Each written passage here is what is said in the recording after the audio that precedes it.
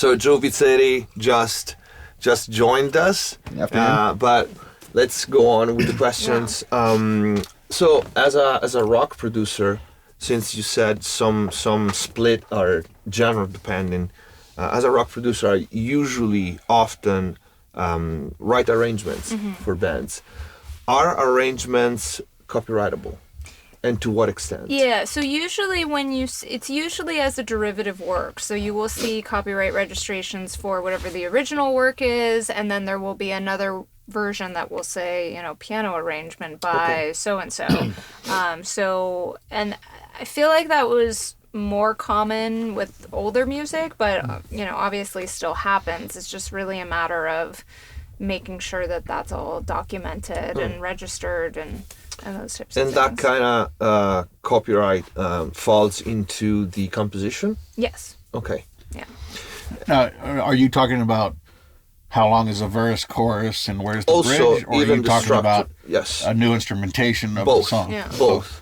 Yeah, I mean, if you're just rearranging, it would still be a derivative work, but I don't know that it's not traditionally what you think of when you think of an arrangement, because usually arrangements are you're adding instrumentation and that type. Yeah, I do that. Mostly I was thinking about that, but also happen even as a mix engineer, sometimes we do rearrange structure and we got split parts.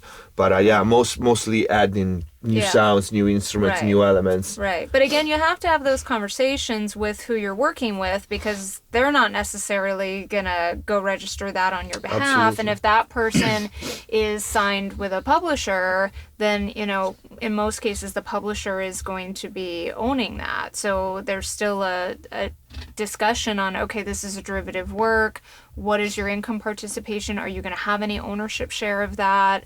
So it needs to be talked prior. It still needs to be talked about, yeah. And on the same subject, as I was saying before, I had recently started producing a hip-hop artist, and we had an issue with a beat that was brought in.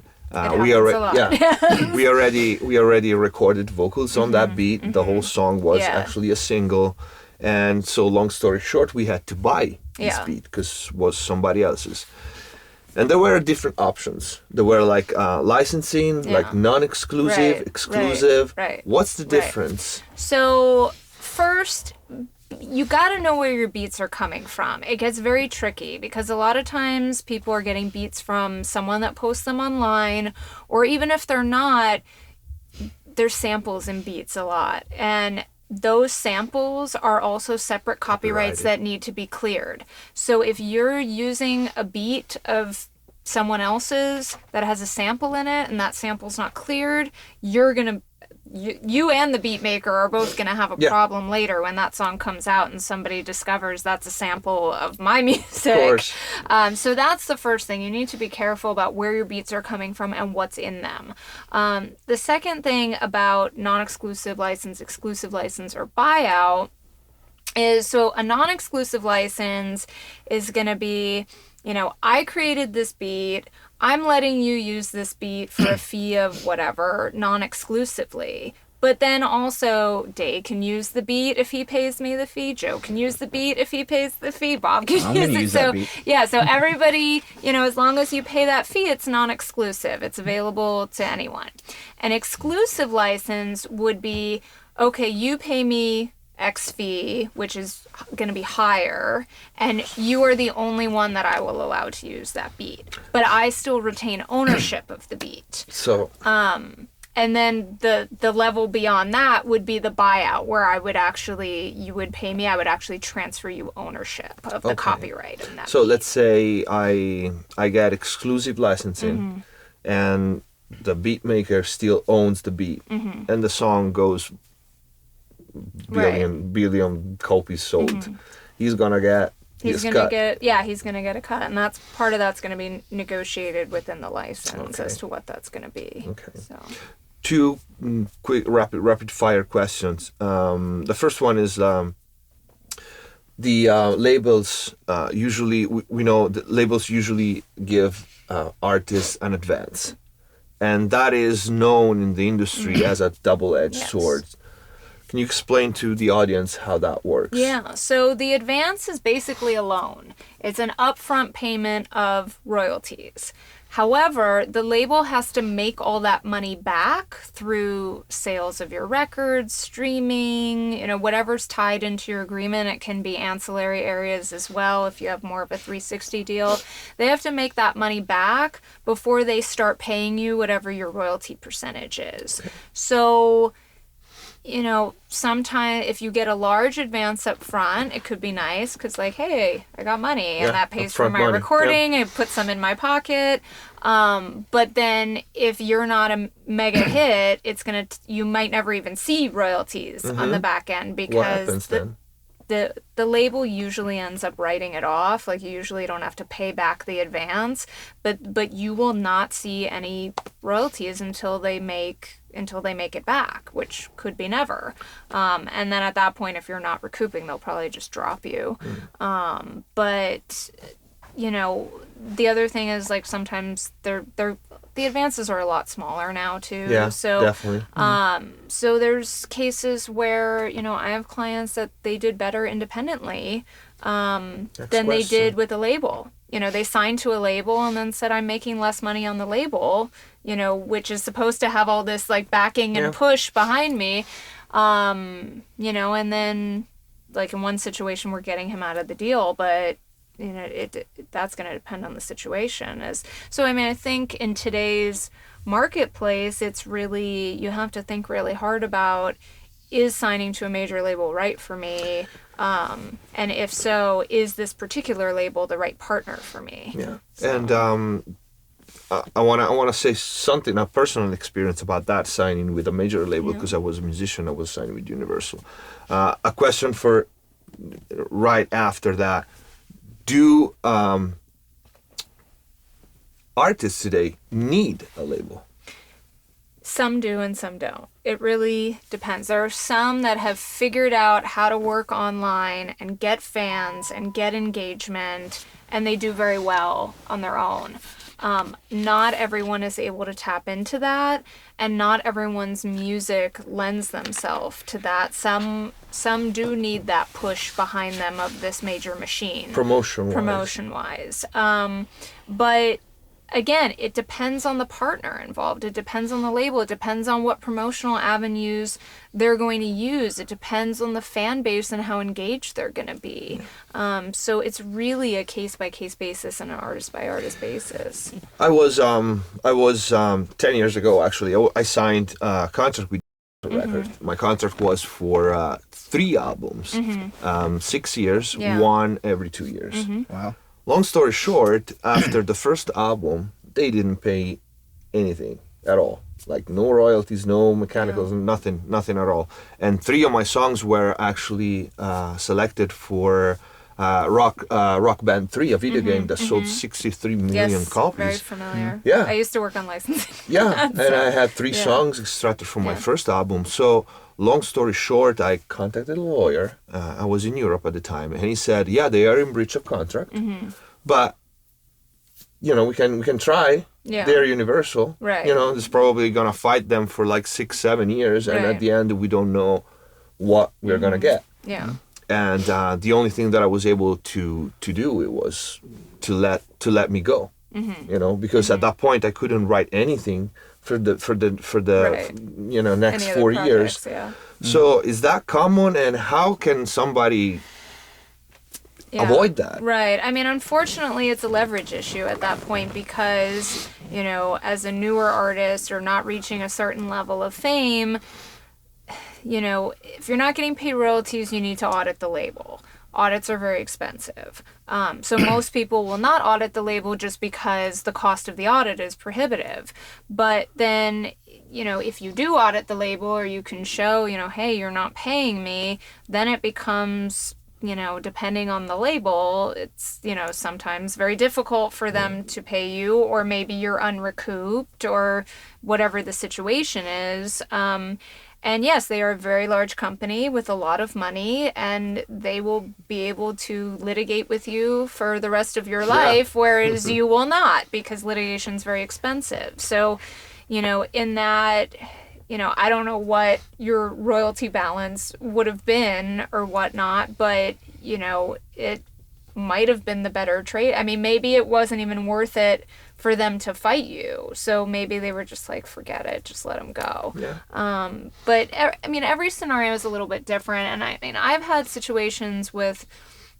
in a situation with a publisher, which worked out very well because there was money that was owed to a client. It was a 6-figure sum, and I got it paid. So it's, and they were, once they started dealing with me, they were happy to pay it out. So it's, every situation's different, but it happens a lot, especially with, older artists that have sort of been forgotten, or newer artists that are, again, haven't reached that level yet, that it's easy to get lost in the system. It's very important to have a good team around you, to be monitoring things, and and not waiting years. And I mean, I get people like, I haven't been paid royalties since 1987. I was like, well, why weren't you contacting somebody in 1987 about this?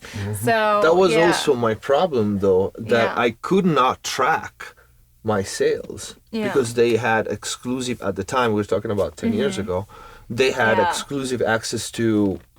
Right. Now all the companies have online portals, and so it's, it's a bit easier, but yeah, I mean, you have to sort of rely on them in a way, because they're the ones that are collecting and tracking everything. And that's where the audit rights come in, is that, you do have the opportunity to look at their books and records, but you also need to have the right team around you to, so when you're going, my royalties look really low this quarter, and your team can look at it, and, and I look at my client's statements, and we go, okay, does this make sense? Like, why is this quarter different than last quarter?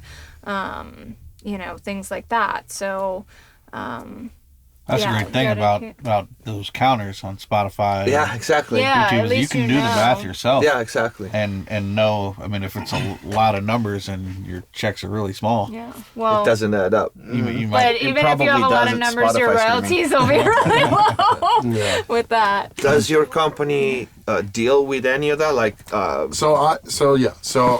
Tune Registry does not touch royalties. We deal with the rights administration. Okay. I founded another company called Royalty Claim, and I teach royalty forensics. I work with artists, legacy and new artists, to understand where unclaimed royalties are. So I'm mostly looking at outside of the label. We're looking at the music industry ecosystem in terms of certain rights societies in different territories, certain types of usage in different, outside of the U.S. Was there a broadcast mechanical? Was it a neighboring rights? These are certain rights that we don't have in the U.S. So we look at, the concept is royalty forensics. We try to track down royalties, and there's a number of tools that make this possible. We also go and get data. And I have a database. I've already sold the company, but you can find it online. It's called royaltyclaim.com.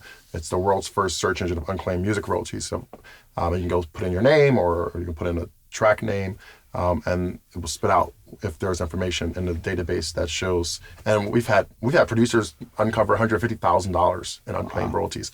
And it's a really important piece. It was based off of my research that I did as a grad student. And that research was used with the U.S. Congressional Budget Office as they did analysis of the MMA. So that is a really important piece to me. Unclaimed royalties, that's why we have Tune Registry, is to try to prevent that. This is a little different issue that Aaron's talking about. That's more of a contractual issue as opposed to unclaimed royalties. So that's a little bit messier. Because there's the legality of the contract, there's the standing of the relationship between the artist and the label, there's the politics involved, so there's so much that's a little bit messier than what we did at Royalty Claim, which is, hey, we know there's a check for you because we got the data. It's out there, you just have to do this to get it. Whereas this is more of, hey, I think my label's not paying me everything, and that's going to be a messy conversation. So that being said, I've been through it as an artist manager, working with artists who've been signed to labels. And what people don't realize is how much music and you guys probably realize you've been in the business for a long time, but how much music is created and not ever released. Oh, my goodness. Yeah. And so people don't realize, I mean, I have entire albums of music that's never released that I owned at my independent label that I financed as the executive producer, tens of thousands of dollars that I've never recouped on because it never released. And, it's even worse than major labels. So, I mean, there was a band signed to him, won't mention his name, but a major international pop star who started his own label, and his first band he signed was co-represented by our company, and they got signed to a major label and major producers, $75,000, $100,000 producer fees. So a huge record deal, and the record never went out. Yeah. So what happened? And the band collapsed. Well, that was a bunch of politics, and unfortunately, this band for 3 to 4 years didn't put out any music. It's kind of similar situation. Didn't put out anything. A part of it was politics. A part of it was just the situation that we're in. So the original question was, do artists need labels? And I'm a believer that there are resources now that there was 10 years ago where you can get much further along in your career. And I agree with Aaron. Some artists, you need a label, but I don't know if you necessarily need the label immediately. You can get more leverage, which is going to help you with your negotiating. But they're not going to sign you immediately either, because the labels are now looking to see how many followers you have and engagements and streams and all that. And so they won't even look at you unless you're at a certain level. Yeah. But we're also seeing single song deals and with options now, a lot more of them. I produced the multi-city talent search for Reebok for 2 years in a row when the winners were signed to single song deals with Def Jam. So I've gone through the whole process. What is that? It was called for the audience. Oh, it was called Rip the Mic, but that was a long time ago. It doesn't exist anymore. No, I mean the formula. You're it's a single song deal. So a single song deal is basically saying, okay, I'm a label. I'm going to sign you to the one song, so a single song. Oh, okay. But we're gonna have an option in there that we can sign you to a full, 3 albums over a 6-year deal if it does well, right? Yeah. So and usually they're shorter than that. Yeah. So and this was this is 9 years ago, so it's been a while, but I had an artist who won the competition and decided not to take the deal. And decided to do an independent deal with Funk Volume anyway, as opposed to the major label deal, which meant he get to hold on to more of the royalties. And I do think it's important to understand, or to at least do the math when you get these deal offers, because it may sound great to get a $50,000, $100,000 advance and 15% royalties, but then when you actually do the real math, it's not a lot of money compared to what you could make if you get the same volume of streams. So if you're getting 15% of the royalties, put aside recoupment, right? Your advance plus expenses. There's other part that contributes to your recoupment, music video fees and promotional fees and things like that. Tour support. And it depends whether your recording fund is coming out of your advance or not. Right. If it's budgeted out or if it's an all-in fund. Right. Because that depends what goes in your pocket. So when you actually sit down and do the math that's in the contract, and then simply compare that to what you could do independently, you may see that, okay, I'm going to need to do 1 billion streams to recoup, or I can do 100 million streams and independently and do much more revenue and net revenue. And that's how I help artists really understand the math of it. Is you have to understand, if you get 10 million Spotify streams and it's going to pay out a certain amount of money, well, 55% of that money is going to the label, from which only 15% of that 55% goes to you. Versus if you're independent, then it's 50% and the full 50% goes to you. So you can do fewer streams and still generate more revenue without having to recoup against some advance. So it's all circumstantial. Like, you have to really understand, kind of where you are in your career, and what you're currently doing, what your trajectory is. And there's companies that help with that. There's lots of label service companies out there now that are providing more than just uploading your music to Spotify. They're helping with, strategies for your release. They're helping with, editorial and pitching this playlist. They're helping with, engaging fan bases. So they're providing more and more resources. Can you name a few? Yeah, I mean, there's, AWOL is one. Literally, it stands for Artist Without a Label. So AWOL was one of many companies, which is a distributor and artist services. There's artist service specific companies like Artist Method, which is providing full scale kind of marketing releases. There's Black Label here in LA, which is providing kind of more on the creative side of releases and marketing.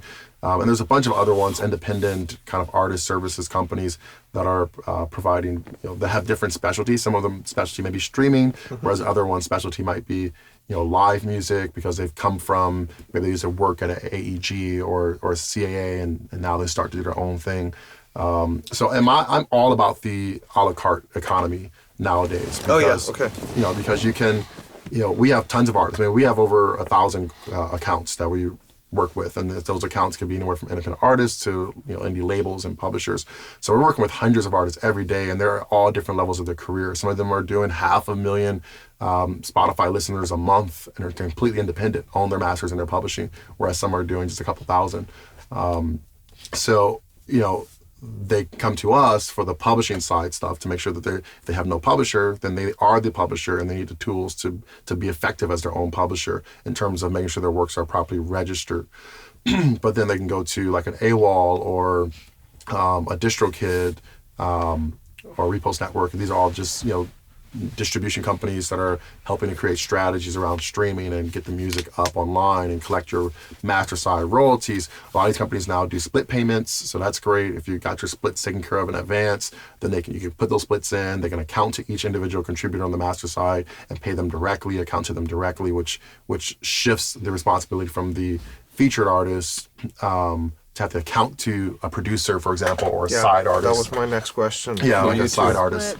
DistroKid does that, right? STEM does it. Repost Network does it. I'm not 100% sure or not if DistroKid does it, but it's called split pay. And a lot of I think by the end of the year, most major distributors will have split pay enabled, which I think is a great thing. Yeah. Because if I'm just a guest artist on your track, I'm not really involved with the overall management of the release, but I want to be accounted to and paid when you get paid. I don't want to wait another quarter, which is the standard of how it works. So let's say as a producer, how I sign up for that to be like automatically in the split pay. Well, can I? The producer wouldn't sign up. The artist. So if the artist owns the master, and they're handling the release. I think one thing before I jump into that, and Aaron touched on this earlier already about the contracts and knowing actually what your responsibilities and your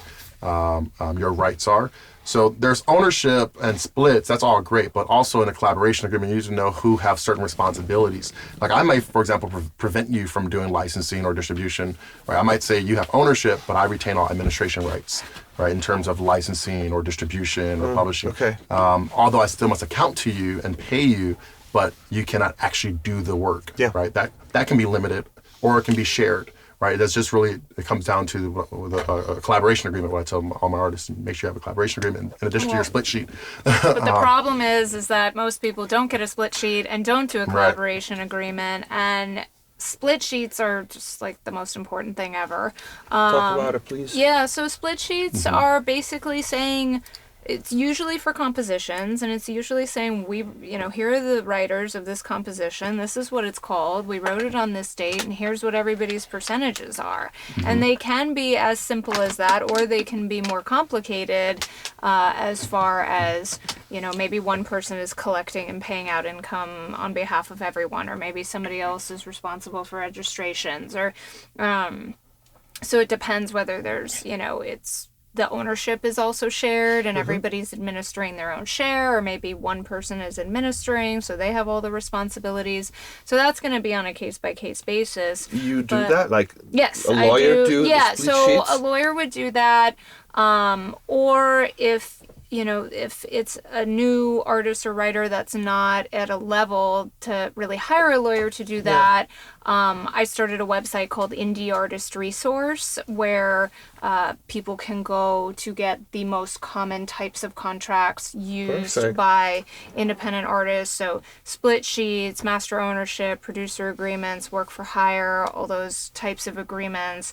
I've drafted them based on the contracts I use in my practice, so it's not like don't go get some free template online because they're awful. Those are basically templates. Yeah, they're templates, and they come with instructions that I've provided. So what's the site again? It's Indie Artist Resource, and it's just indieartistresource.com. Okay. Yeah, I think it's great. I was talking to Aaron earlier about this because we deal with artists. I deal with hundreds of artists just because we have tune registry, so it's a support level. They ask us questions, but then outside of tune registry, as an educator and a speaker and a writer, I'm always engaged with artists on my social media. But the two things I always, and I have an article about this right now, is split sheet and a collaboration agreement. Mm-hmm. If you are collaborating with multiple people, you really do want to have both. Your split sheet is really breaking down the ownership on the composition side, but your collaboration agreement is diving deeper into administration rights. Like we focus on administration rights at Tune Registry. So you may be an owner but have no administration rights. If you have no administration rights, you can't really use our software. So that could be, for example, let's say I'm a vegan and I'm collaborating with 3 people who eat meat, and I don't want our song ever licensed to a McDonald's commercial, and the other three could care less. Right, a collaboration agreement will enable me to put that in there and say that we can't do this. Right, here are some restrictions. Right, and we have to agree to it. Well, it depends. I mean, it's gonna depend on your situation, because if you've done a split sheet and you're all administering your own share, you don't necessarily need that, because a licensor is going to come to all owners and say, we'd like to use this song for a McDonald's commercial, and the vegan person can say no. I own this percentage, and I say no, and they're not going to be able to use it. So unless they go through like this non-exclusive license thing that you're allowed to do under copyright law, and then they've got to account to them, but nobody does that because they don't want to get sued. So, so custom and practice, someone that wants to license music will go to every owner and say, we'd like to use it for this project. So it depends. Your agreements that you have is going to depend on what situation you're in. So if you're writing, you need a split sheet, or co-writing, you need a split sheet. If it's a producer situation or mixer situation, that contract is going to be specific to the job. So it's going to be, you're producing or mixing this number of tracks. Maybe there's a schedule if you already have the titles and that and whatnot. What is the fee? What is the ownership? What is the royalties? Different obligations. But if you're not writing, like you're just producing or mixing and you're not writing, you don't have to deal with the composition. Well, sometimes we get contracts specifically stating that we agree to not ever claim writing. Right, exactly. And when I'm representing someone against a producer that doesn't, that is not writing, then we have those types of clauses in there, because you don't want somebody that didn't write coming and saying, I wrote part of that. And that happens. I mean, there's been real situations where the real writers actually lose ownership, because, I mean, there was this one example where this ex-girlfriend, of a band member who happened to be in the studio while they were recording, came back 10 years later when the song had earned a ton of money and said, I have a percentage of that. I gave you that line and you told me I could have a percentage, and they ended up giving it to her to avoid litigation. I mean, these things happen a lot. Even with there was a situation where there was an artist, and they hired a producer who was hiring all these other producers and independent contractors. My next question. And that main producer was like giving out percentages like candy, and the band had like 10% left at the end of it, and then they called me going, well, what? And I'm like, why didn't you call me like 6 months ago when this was happening? Because I mean, so these things happen. This was my next question, then I'll leave you. As when I produce, like with the formula that we mentioned before, so I don't get any advance fee, but I'm just put in the work and invest on the artist. Right. I usually ask for I don't know if it can be called exclusive, but if the artist wants to bring another producer, I need to either approve it or not. Right. Or you want to make sure that your royalty is not going to be reduced because this other producer is coming in. So, again, the collaboration depends on what the collaboration is. So that can be put in contract? What? The Me approving me approving a potential you can new put producer. all sorts of things on contracts as long as they're not illegal. So it's like taking an executive producer role. Exactly. So or there's the situations I think we talked about briefly before we sat down here, is that a lot of times you're working with developing an artist, and so what happens then when that artist gets signed? So you need to have contractual provisions to make sure that you either continue with the project or have a financial interest ongoing in the project once they're signed, because otherwise either they get signed and say thanks a lot, see ya, or they get signed and the label decides they want to bring in another producer, and then what happened to your royalty? It's gone. And we can save ourselves from that by putting everything in the contract. So we do that in development deals. That has a name or a definition? It's usually a sort of producer development deal. Okay. So, but again, with co-writers, if there's one person administering, then that's going to be a different collaboration agreement than if each person is administering their own rights. Management agreements is their own type of collaboration. It just really, mixer agreements and producer agreements vary. So it depends on what the actual situation is. There's no general collaboration agreement. All right. Yeah. Okay, cool. Thank you. Bob. We've mentioned work for hire a few times now.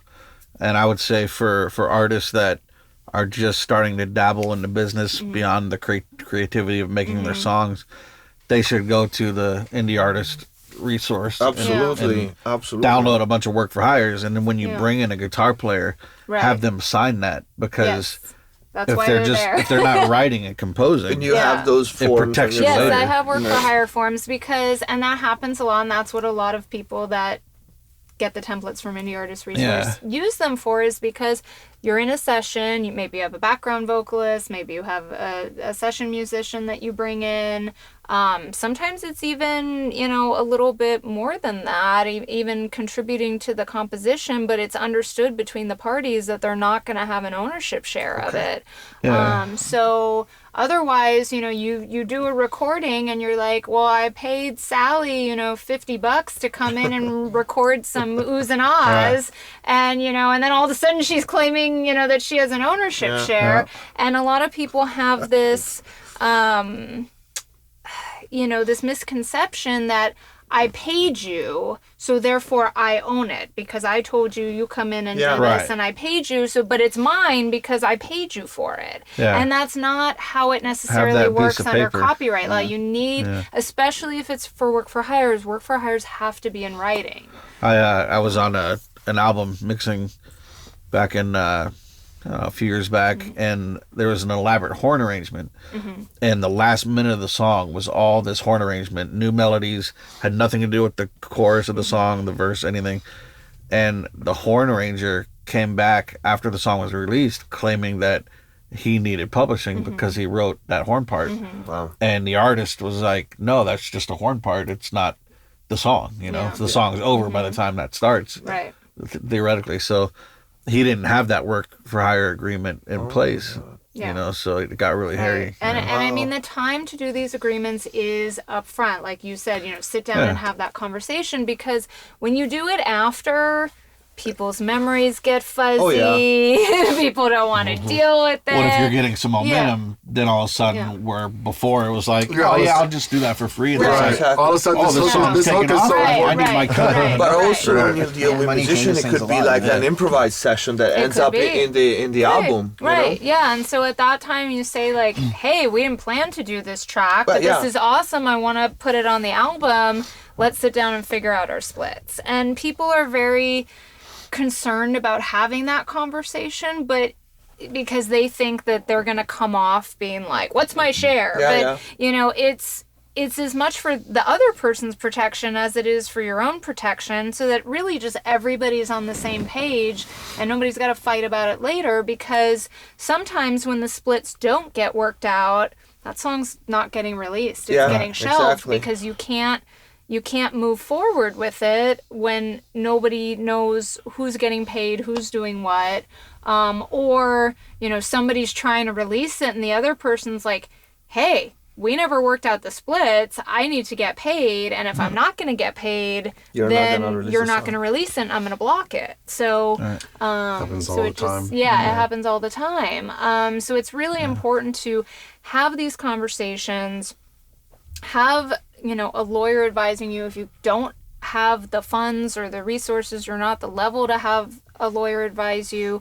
Use a site like Indie Artist Resource. Just have something in place. That is very important. I mean, our audience, granted, our show is viewed by a lot of industry people at this point, but also a lot of independent artists and upcoming producers. So it can seem, all this stuff can seem really daunting, but you got to dive in and have these awkward conversations with your friends that are contributing to the project, because if you're really trying to do this for a living, you need to protect. That's the difference between doing it professionally and not playing in your garage. Right. If you plan on releasing and make any money out of it, it's better to talk about it up front. Right. And so many people that make music, think, well, I'm a musician or I'm a producer, I'm this, you're also an entrepreneur. You're also a business owner, whether you like it or not. Right. So,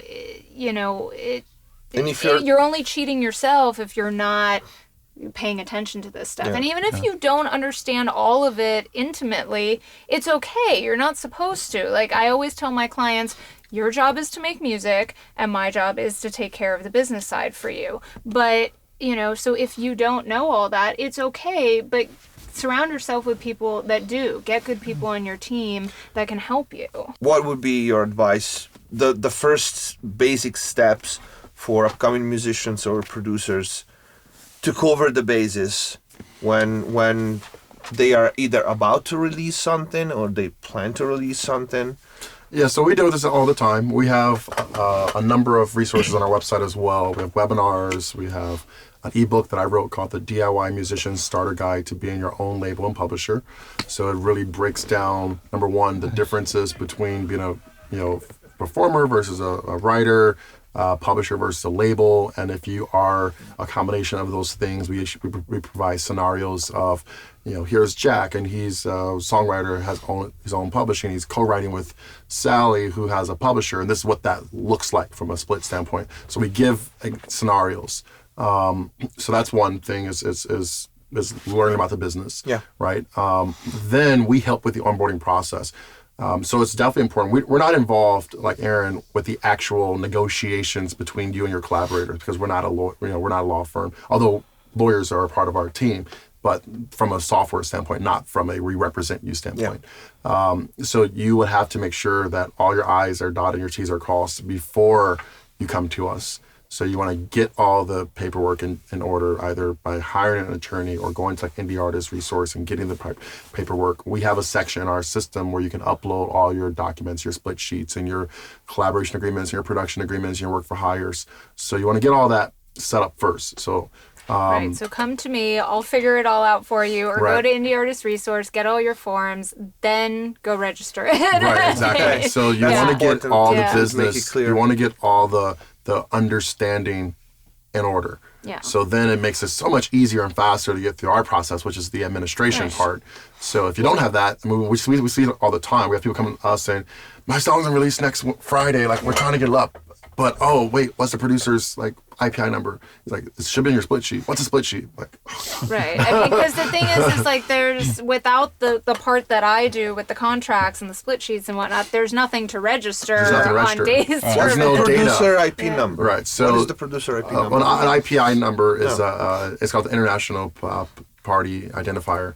I'm sorry, interested party identifier. It's an ID number that's provided to you by ASCAP or BMI or whatever PRO the party's It's almost like your social security number for getting your royalties from ASCAP. So when you join ASCAP as a writer, you will get they will assign you an IPI number. And then if you are your own publisher, you will also make up a publishing company name and join as a publisher, and that publishing company will have its own IPI number. And it's so important, that point. We make this point in the ebook. We break it down step by step on how to create an entity for your rights. We talked about the fact that there's 2 copyrights, kind of mentioned it before, like there's the master and you have your composition, or the sound recording and your composition, 2 copyrights. But even within those copyrights, there's 2 different parties generally, right? So on the master side, you have your label and an artist. And on the composition side, you have the publisher and the writer or / composer. So there's 2 different parties. And the way the royalties flow is that within those masters, the royalties are allocated to those parties. So for example, on the master side, if I'm an independent artist and I own the master because I don't have a label, then I'm the featured performer and I'm my own label. Even if you put it out with your own name, you're your own label. So when you go to Sound Exchange, you have to create the 2 different accounts. I'm the label and I'm the artist, so that I get the label share of the Sound Exchange royalties, which is 50%, and I get the feature performer share of the Sound Exchange royalties, which is 45%.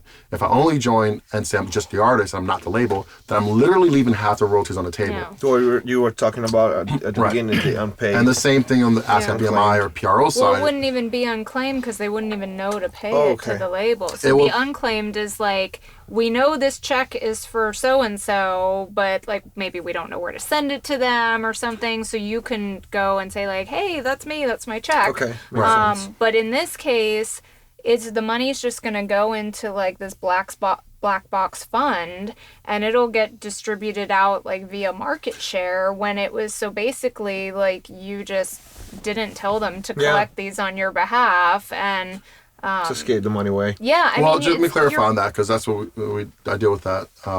So yes, the black box fund, the idea of the black box fund is just an industry term for these escrow funds of undistributed and unattributed royalties. It doesn't necessarily mean that they have not identified who the party is. It means that they don't know who the party is. There's a difference between identifying and knowing. So what Sound Exchange does is they receive a check and a log from all the webcasters. The webcaster, like iHeartRadio or Pandora, will say, here's all the recordings that we performed in this month, and here's the license fee for that. And it's going to say Dave Bogan as the master owner, because that's the way I put it in CD Baby or whatever when I uploaded it.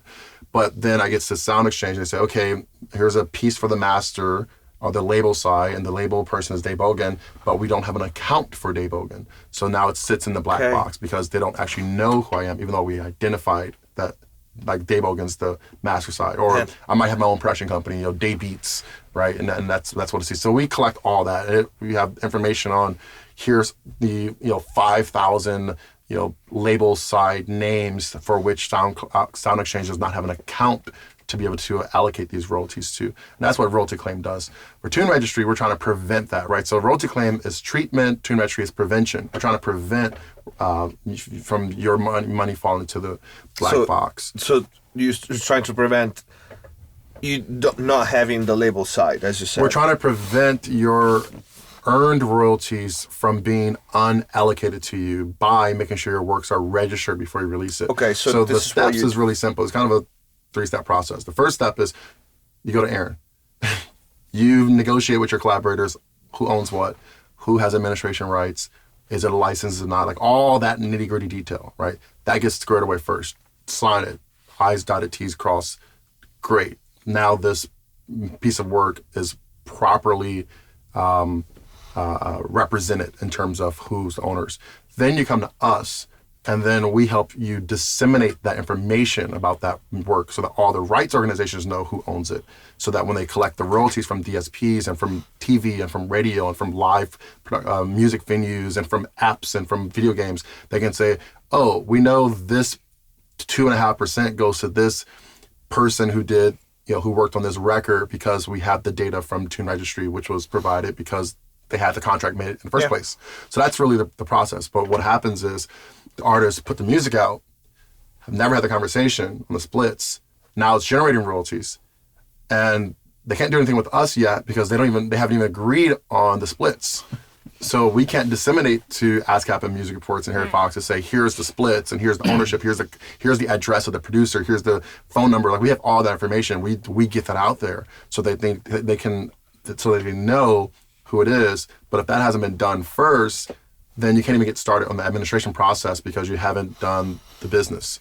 And even if you're not using a service like Tune Registry, if you're just, entering it into ASCAP or BMI or Sound Exchange or, providing it individually, you can't, like, when you register with ASCAP or BMI and you're a writer and you're a publisher, you also have to register the songs because they need to know what songs they need to be paying on and who the splits are and that sort of thing. And if you haven't agreed on your splits, you can't even register your songs with ASCAP or BMI, or you can't submit it to Sound Exchange or Harry Fox or, wherever you're submitting it. So, I mean, really, it's like there are all these services that are happy to collect your money and pay it to you, and you're not going to get it because you haven't, gotten your ducks in a row. Exactly, to say it in a polite way. The figure of the publisher. So the what of the publisher? The figure, like where the publisher, can you describe that figure? Like an artist needs a publisher. Yes and no. So an artist necessarily, publishers are for writers. So publishers administer is the term that we use, but maybe, if you're not familiar with that term, they basically manage the compositions. So your publisher will take care of your registrations, will handle all the licensing contracts, will collect all the royalties, they will keep a share for themselves, they will pay you, sometimes they need to pay out co-writers or other parties. So they handle all the day-to-day business of the composition, administration. You do that on Tune Registry? So we do not. So if you have a publisher, then they're doing the administration, right? Yeah. So publishers have different functions, as Aaron just laid out. Policing the copyrights and all that, registering the works, they do more than collecting that royalties. Too. They're pitching. They're they're putting you in co-writes, sessions, they're that kind of coaching stuff. your career. They're doing what a label does, but they're doing it for a writer. Basically, they're basically helping to build and coach your career in exchange for ownership in the copyright and a royalty, an income flow. Not always ownership, but there's different types of publishing deal, but I don't think we have enough time to go into That's a whole other topic. Because just like I said earlier, there's like a single song record deal or a full record deal. There's also like single song publishing deal or co-pub or admin deals, sub-pub. There's all that stuff. So we're in the publishing space, right? My expertise, my master's is in music publishing copyright administration, which is what I teach in grad school at CSUN and what I teach at UCLA in undergrad. So that's what we do day in and day out, working with all the publishers and publishing entities and rights organizations. We don't do publishing because we're a software company. What we do is provide the tool for you as a self-published artist to be able to handle the management of your copyrights. So your choice is you can get a publishing deal, right, which would be great, and then everything that Aaron just laid out, your publisher's going to do for you plus more. Until you get to that point, you're the publisher. So it's your responsibility to do those things for yourself. And we come in to one particular function of what a publisher does, and that's the administration, registering works, and then you get paid directly from all this the society. So the publishing, registrations and royalties is our space. We don't get involved with, for example, pitching your stuff for sync placement or getting you co-writes or getting artists to cover your song. That's what a publisher. The label part, basically. Yeah, the publisher is sort of the equivalent to the label. The label's on the master side. So if you're an artist that's also a writer, then you're also going to have a publisher and you're also going to have a label. For each side, because again, the composition and the master are two separate entities. That's clear for the two types of.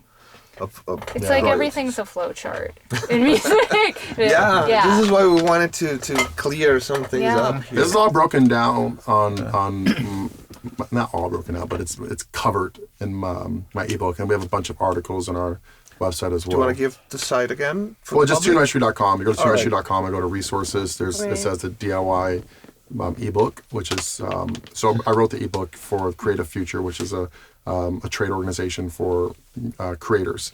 So you can go there to learn her to work it all out. Well, I love this solution. Back to him. Someone comes back here mixing, because otherwise all artists need to go to Indie Artist Resource. It's so important to and we have educational stuff on there as well. I have video lectures and podcasts and audio lectures, that kind of stuff, that I discuss a lot of these topics. Awesome. So That's great. Yeah, I think the most important part, at the end of the day, it all comes back to, did you get the stuff from Aaron? Right? Did you get the paperwork? Because of all these different facets that I've invested into as a founder or an entrepreneur, or have been a rights holder in some capacity, it all comes down to the deal, which is made the moment after the song is created. So if that part's not done, everything else just crumbles, potentially crumbles, or it's opened up for all type of liability. So, in my experience, and I've had these scenarios with my artists who we've had to pay producers because the song was reproduced and didn't know it, and just all that kind of stuff. Like if there's paperwork by a competent lawyer who has experience in the music industry, then you're going to be so much better off. And I tell people all the time, they're like, oh, I don't have the money to pay for it. I'm like, you don't have the money to pay for the lawsuit. You have the money to pay for a lawyer. Exactly. You don't have the money to pay for the lawsuit. The lawsuit is going to be so much more expensive than what the contract costs in the beginning. I mean, litigation, to even think about litigation, it's probably $20,000, $50,000 just the discovery, just getting that. Prepared for it. Just the initial retainer with your litigator is that expensive. So paying $1,000 or a couple thousand for a contract is nothing compared to fighting for years. I mean, I've had clients.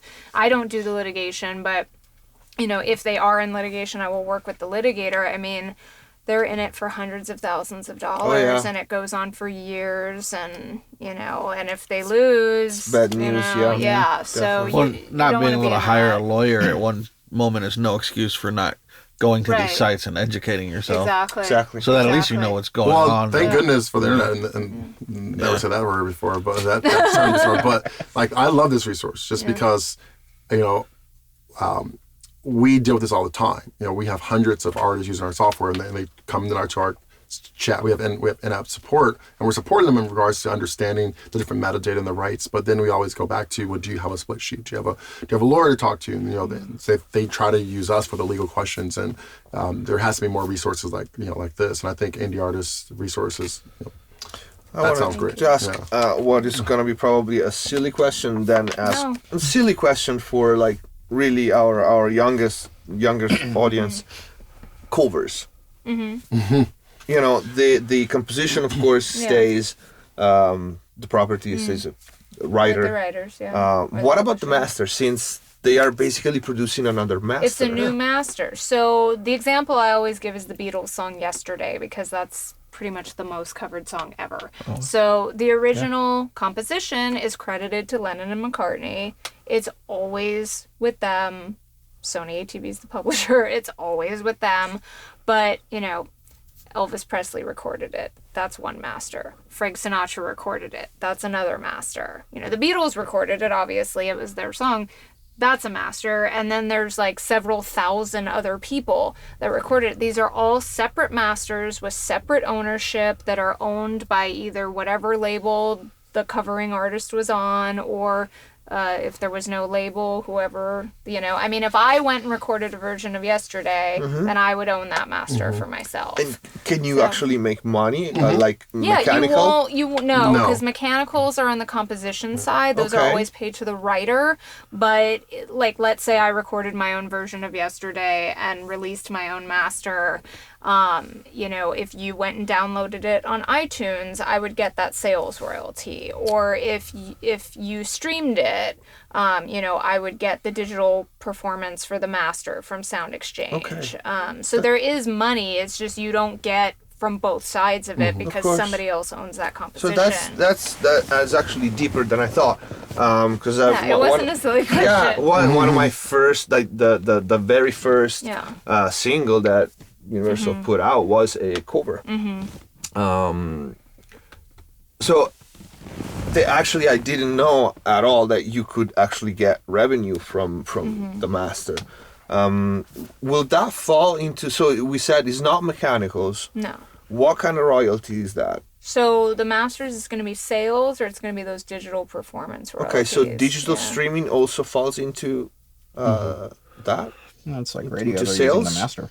Okay, so Well, traditional radio and digital radio are different. So, so sound recordings have digital performance royalties, which is streaming on the internet, or like a cable, satellite. and also satellite radio like Sirius XM. Okay. So that's where that comes in. But on traditional radio, like on your FM dial in your car or whatever, there's no performance for the master. In the U.S. So outside the U.S., outside the U.S., North Korea, and Iran, those are the 3 countries that don't have it. There's what's called neighboring rights. So neighboring rights is performance royalties for the master side. We don't have that in the U.S. Okay. We do that at Tune Registry. So in Canada, for example, our neighboring country, and Mexico, they both have neighboring rights. We don't have it here. Yeah. So a lot of artists don't realize, because we don't have it here, is that when their music play on BBC in London or some other radio outside the U.S., they don't realize the master is generating performance royalties or similar to performance royalties we call neighboring rights. So I lost more money than I thought. So probably. So that's one. Here, we only have what's called the digital performance and the sound recording royalty, which is sound exchange, and then the master side royalties, which is the sales and streaming. That's pretty much it for masters, and then sales if you get them, physical sales. But we don't have so digital broadcast. sales and streaming. That's the revenue for masters. That's the main ones for the masters, and then on the composition side, you have the mechanicals, you have the performance, you have all of those. So with a cover, can the original writer block you from releasing your own version? Yes and no. So if it's a first use, which means that whoever the writer is gets to say who records it first. So if they're an artist, they're probably going to record their own song, or if not, they're going to say, I let you be the first person to record this. So that they have total say on that. After it's been recorded and released, they can say, no, I don't want you to cover it, but you can also go through the compulsory license process with the Copyright Office, and as long as you follow the process and you account to them properly, then you can release your cover. So I was... there is some limitation on the cover. Yeah. You have to still maintain the integrity of it. Yeah, that's what I was saying. How it's involved with the Michael Jackson cover. Yeah. Where they completely changed the character of the song. They were doing a Michael Jackson cover, and they had a rap for the second verse instead of the original second verse. Yeah, see, that's a derivative work. And it got shot down because it wasn't a true cover. Yeah. Yeah, you can't change the lyrics as far as I know. You can only do he to she or something like you can do that. Yeah, because it's if it was a song that was written and originally released by a male artist, and they're singing about a girl and I love her or whatever, and then a female artist wants to cover it, she can change it to I love him. Those are considered fairly incidental, but she can't do a new bridge. Yeah, no. Anything like that's a derivative work. Right? Yeah, and that you need permission for that, and most likely the publisher's gonna want ownership of it. So, yeah.